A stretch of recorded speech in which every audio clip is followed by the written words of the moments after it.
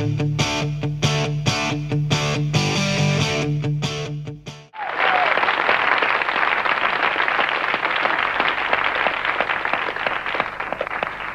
bist ja noch ganz benommen, guckst noch zur Videowand. War ich's wirklich, ja, Lars? Ja. Hallo, hallo? Geht das Ding? Ja. Ja. Ja, ich sehe es jetzt auch zum ersten Mal, also es ist wirklich hervorragend.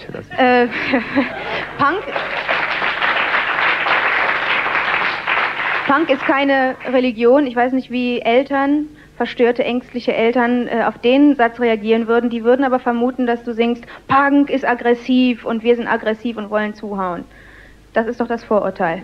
Ja gut, in einer gewissen Weise sind wir natürlich aggressiv und ich denke, dass Aggression zu einem Leben gehört, zu einem Leben, das wir führen. Nur wenn ich mir überlege, ich laufe tagsüber durch den Wald und sehe, wie sich die Blätter nach oben biegen wegen dem Ozonloch, weil sie eben keine Luft mehr bekommen. Ich komme abends heim und da sitzt dann vor der Glotze, in der Glotze drin ein Bundesumweltminister und ein Verkehrsminister, die dann mir erzählen, dass wir mehr Autobahnen brauchen und so ein Schwachsinn, dann werde ich natürlich aggressiv. Und ich denke, man muss diese Aggression einfach definieren und dann setze ich mich eben hin und schreibe ein Lied drüber. Deswegen gehe ich nicht zum Bundesumweltminister und hau ihm die Fresse ein.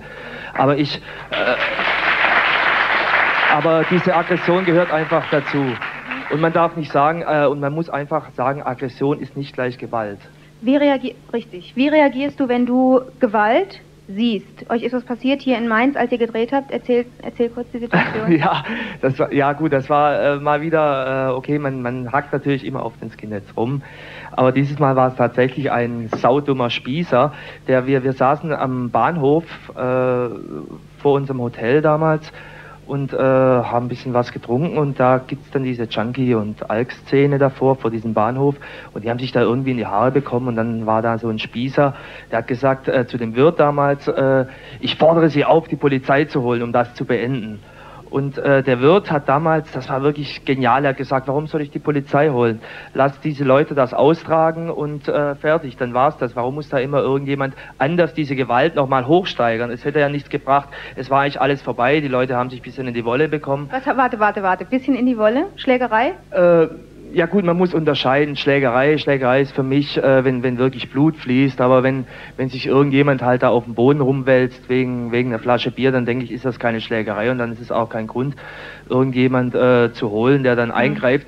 Da wo eben die Gefahr dann sehr groß ist, dass es eben mehr eskaliert, weil dann eben mehr Leute da rumstehen und sich dann eben einmischen. Ich denke, man sollte das sich ruhig auch mal entwickeln lassen und sehen und irgendwann hört das auch mal auf. Und ich fand das einfach großartig damals, wie der Wirt einfach gesagt hat, lass es ist eigentlich schon längst vorbei, denn er kannte sich eben aus in dieser Szene. Und das eskalierte dann so lang, dass also dieser Gast damals diesem Wirt fast eine auf die Fresse gehauen hätte, weil er eben nicht die Polizei rief. Also und das ist eben so ein Zeichen. Ne? Andreas, als Skinhead und als Splatter-Video-Fan, was hört man da für Musik? Ich weiß jetzt überhaupt nicht, wie ich dich einschätzen soll, was du für einen Sound hörst. Aber ich höre eigentlich alles quer gemischt durch den Garten. Hörst du normal? Hörst du Punk? Ich höre Punk, ja. Ich höre normal nicht. Warum nicht? Ich muss ganz ehrlich sagen, ich glaube, eure erste habe ich gehört, die hat mir nicht sonderlich zugesagt. Aber ich meine, ich kann nicht alles hören. Hörst du Brings?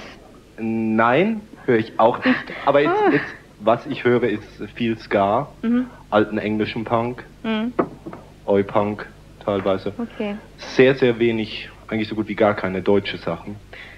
Peter Brings, ich wollte nochmal auf das Stück eingehen, das ihr am Anfang der Sendung gespielt habt, das heißt Stopp. Ihr transportiert durch den Text Wut gegen Rechts. Den Text hast du geschrieben. Steckt da Aggression drin, die du rausschreist und dass du einfach dich wehrst gegen Dinge, die dir nicht gefallen? Was ist das? Erklär's. Ja, ich denke, die Chance, die wir haben, ist halt, über die Sachen immer wieder zu reden. Und Gewalt im weitesten Sinne, denke ich, ist auch kein Lösungsmittel, weil erzeugt immer wieder Gegengewalt, wie der Wirt, was der halt gerade erzählt hat. Allerdings finde ich, was im Moment halt in unserem Land los ist, ist die Gewalt immer auf den Kleineren. Ne? Und das finde ich eigentlich sehr schade, weil manchmal hat man das Gefühl, dass eine deutsche Tugend Feigheit ist. Und zum Beispiel, ich sage jetzt mal, Asylantenheime anzubrennen, Türkenfamilien zusammenzukloppen, ist ja ziemlich feige mit einer Horde irgendwie Germanen gehen da rein.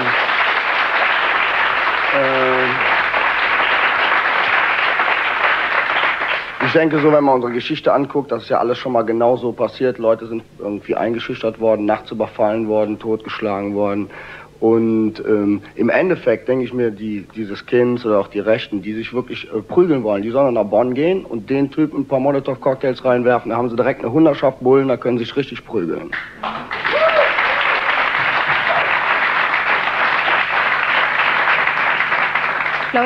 Klaus Farin, Sie müssten vielleicht das einfach weitergeben, was Peter gesagt hat. Würden Sie in die Szene gehen zu den Skinheads und sagen, das ist der Vorschlag, haltet ihr den für realistisch? Wie würden die reagieren?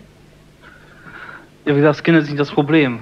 Also es wird immer wieder gesagt, Skinheads sind die Täter oder so. Das ist einfach Quatsch. Das ist eine Verharmlosung. Ganz aber normale es gab Leute, Applaus, Langhaarige als Peter wie du. das gesagt hat. Bitte? Es gab Applaus, das ist wohl die gängige Meinung. Ja, natürlich ist die gängige Meinung, weil wir sind ja alle auch beeinflusst von dem, was erzählt wird, von Medien, von dem, was idiotische Politiker von sich geben, um von ihren eigenen Untaten abzulenken. Natürlich ist das schön einfach. Glatze sind wir nicht, sehen wir anders aus, hässlich, gemein sehen sie aus, schön brutal. Klar, alles Böse dieser Welt. Das ist natürlich unsinnig.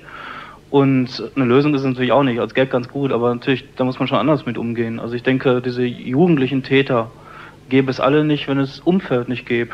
Also man müsste die Eltern sozusagen dahin schicken, man müsste mit Politikern, Medien, in vielen anderen Bereichen mal auch klare Worte verlieren und sich auch davon zu distanzieren. Ne? Lars sagt, so eine Prügel... Oh, du wolltest was sagen?